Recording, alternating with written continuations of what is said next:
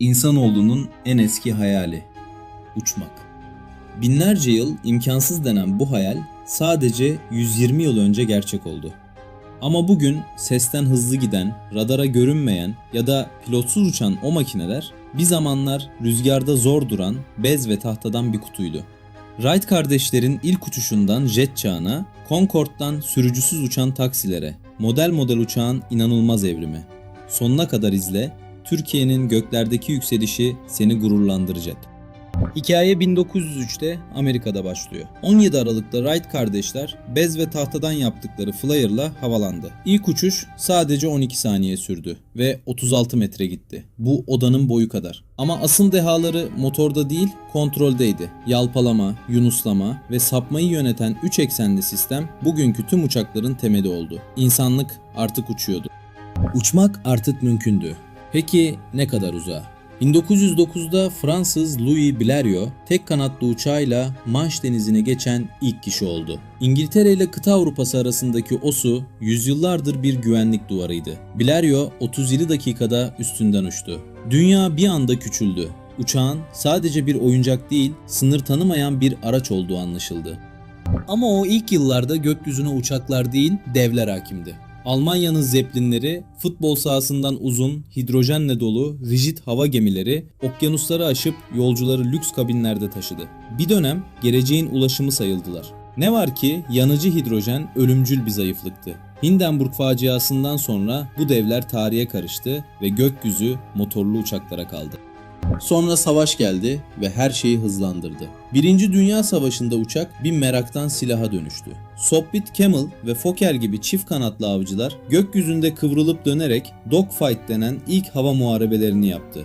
4 yılda uçaklar daha hızlı, daha güçlü, daha çevik hale geldi. Barışta 10 yıl sürecek gelişme savaşta aylara sığdı. Havacılık çağı başlamıştı.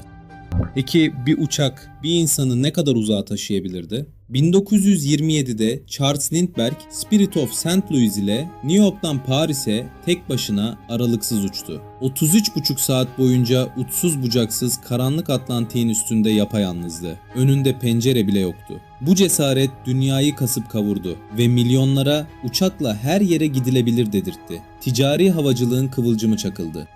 30'larda havayolu yolculuğu bir lükstü. Henüz uzun pistler olmadığından büyük uçan tekneler gövdeleriyle suya iniyordu. Emin Clipper'ları, yataklı kabinleri, yemekli salonlarıyla okyanusları aşan uçan otellerdi. Bilet fiyatı bir servetti. Uçmak zenginlerin ayrıcalığıydı. Ama bu görkemli tekneler kara pistlerinde inip kalkan daha verimli uçaklara yenilecekti. Ve hava yolunu gerçekten başlatan uçak geldi. 36'da Douglas DC-3, parlayan alüminyum gövdesi, güvenilir çift pervanesiyle bir hava yolunun ilk kez sadece yolcu taşıyarak kar etmesini sağladı. O kadar sağlam ve başarılıydı ki 11 binden fazla üretildi ve bir kısmı bugün hala uçuyor. DC-3 uçmayı zenginlerin lüksü olmaktan çıkarıp sıradan insanların ulaşabileceği bir şeye dönüştürdü. Uçaklar hızla ilerlerken bambaşka bir dal filizlendi. Dikey uçuş. 39'da Igor Sikorsky kontrol edilebilir ilk pratik helikopteri uçurdu. Piste ihtiyaç duymadan havalanabilen, havada asılı kalabilen, geriye bile gidebilen bu makine kanatlı uçakların yapamadığı her şeyi yapıyordu. Kurtarma, tıbbi tahliye ve ulaşılamaz yerlere erişim, helikopter gökyüzüne yepyeni bir yetenek kazandırdı. İkinci Dünya Savaşı pistonlu uçağı mükemmelliğe taşıdı.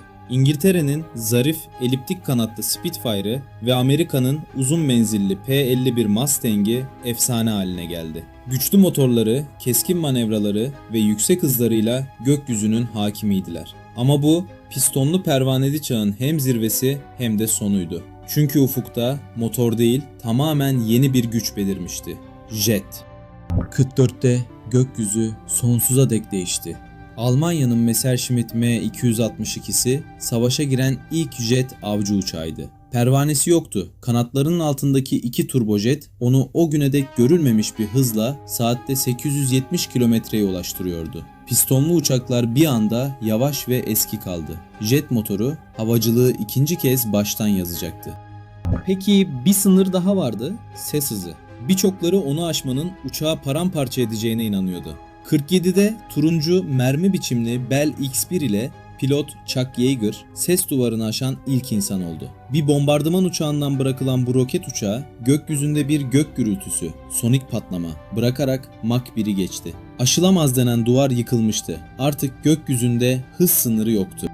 Jet'in gücü kısa sürede yolculara da ulaştı. 52'de İngiliz De Havilland Comet dünyanın ilk jet motorlu yolcu uçağı olarak uçtu. Pervanelilerden çok daha hızlı ve titreşimsiz uçuyordu. Yolculuk aniden pürüzsüz ve hızlı hale geldi. İlk modeller trajik kazalar yaşadı ve mühendislere metal yorgunluğu hakkında ağır dersler verdi. Ama jet yolculuğu çağı artık başlamıştı ve geri dönüş yoktu.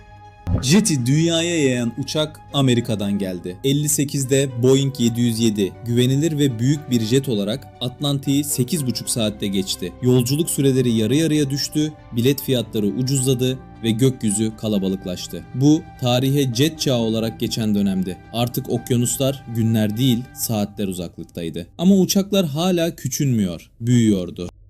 70'te bir dev sahneye çıktı. Boeing 747 Jumbo Jet, hörgüçlü üst katı 4 devasa motoruyla o güne dek görülen en büyük yolcu uçağıydı. 400'den fazla yolcu taşıyabiliyordu. Bu, uçak biletini o kadar ucuzlattı ki uçmak artık orta sınıfında hakkıydı. Göklerin kraliçesi lakaplı bu dev, kıtaları birbirine bağlayarak dünyayı küçük bir köye çevirdi. Peki daha büyük değil de daha hızlı olmak mümkün müydü?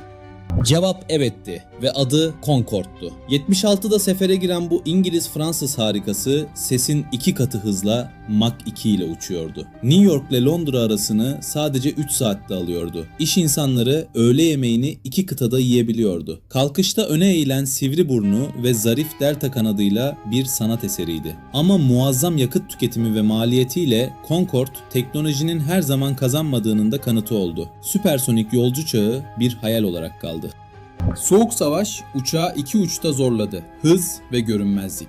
Amerika'nın kapkara SR-71 Blackbird'ü füzelerden hızlanarak kaçan, hala dünyanın en hızlı hava soluyan uçağı. Sonra daha da sinsi bir fikir geldi. Radara görünmemek. Açılı yüzeyli F-117 ve kanat biçimli B-2 gibi stealth uçaklar dev bir bombardıman uçağını radarda küçük bir kuş kadar gösterebiliyordu. Uçak artık sadece hızlı değil, hayalet gibiydi. Peki modern yolcu uçağı hangi yöne gitti? İki farklı felsefe doğdu. Airbus çift katlı A380 ile en büyük olmayı seçti. 500'den fazla yolcu taşıyan gökyüzünün en büyük yolcu uçağı. Dreamliner ile en verimli olmayı. Metal yerine karbon kompozit gövde, çok daha az yakıt, daha konforlu kabin. Bugünün uçağı artık kaba kuvvet değil, hafiflik, verimlilik ve elektronikle uçan akıllı bir makine. Ve şimdi gurur duyacağın kısım, Türkiye artık kendi savaş uçağını yapıyor. TUSAŞ önce eğitim uçağı Hürkuş, sonra jet eğitim uçağı Hürjet ile başladı. 2024'te ise Kaan havalandı. Türkiye'yi 5. nesil, radara görünmez milli muharip uçak üretebilen sayılı ülkeden biri yapan dev proje. Sadece 10 yılda 9 milli hava aracını gökyüzüne çıkaran Türkiye, artık savunma teknolojisinde kendi kanatlarıyla uçuyor. Ama asıl devrimi başka bir alanda yaptı. O devrim insansız hava araçları. Baykar'ın Bayraktar TB2'si dünyanın en çok ihraç edilen silahlı insansız hava aracı oldu. 30'dan fazla ülke satın aldı. Pilotu yerde oturan, günlerce havada kalabilen bu araçlar savaşın kurallarını değiştirdi. Ardından daha büyük, Akıncı ve jetle uçan insansız savaş uçağı Kızıl Elma geldi. Bir Türk firması dünya havacılık sahnesinde oyunun kurallarını yeniden yazdı. Bu sıradan bir başarı değil, küresel bir liderlik. Peki ya gelecek? Belki de en heyecanlısı, uçan taksiler. Kobi ve Archer gibi firmaların eVTOL araçları helikopter gibi dikey kalkan ama onlarca pervanesiyle sessiz, elektrikli ve temiz uçan makineler. Çin'de EHang'in pilotsuz hava taksileri şimdiden sertifika aldı. Dubai ve Los Angeles gibi şehirler ilk hava taksi hatlarına hazırlanıyor. Bir zamanlar bilim kurgu olan şehir içinde uçarak gitmek artık birkaç yıl uzağımızda. Ve ufukta daha büyük bir dönüşüm var. Havacılığın en büyük kirletici sorununa çözüm: elektrik ve hidrojen. Uçan sıfır emisyonlu uçaklar geliştiriliyor, yapay zeka ise uçuşu adım adım otonom hale getiriyor. Belki bir gün kokpitte pilot bile olmayacak. 120 yıl önce 12 saniye uçan insanlık artık sessiz, temiz ve kendi kendine uçan bir geleceğe kanat çırpıyor. Bez ve tahtadan 12 saniyede. Sesten hızlı, radara görünmez, pilotsuz devlere. Uçağın evrimi aslında insanın gökyüzüne, özgürlüğe ve imkansızı başarmaya olan tutkusunun hikayesi. Peki sence bir sonraki durak ne? Uzaya günlük uçuşlar mı yoksa şehir üstünde uçan arabalar mı? Beğendiysen abone ol. Yorumda en çok hangi uçak seni etkiledi yaz. Bir sonraki videoda başka bir aracın evrimini birlikte keşfedelim. Görüşmek üzere.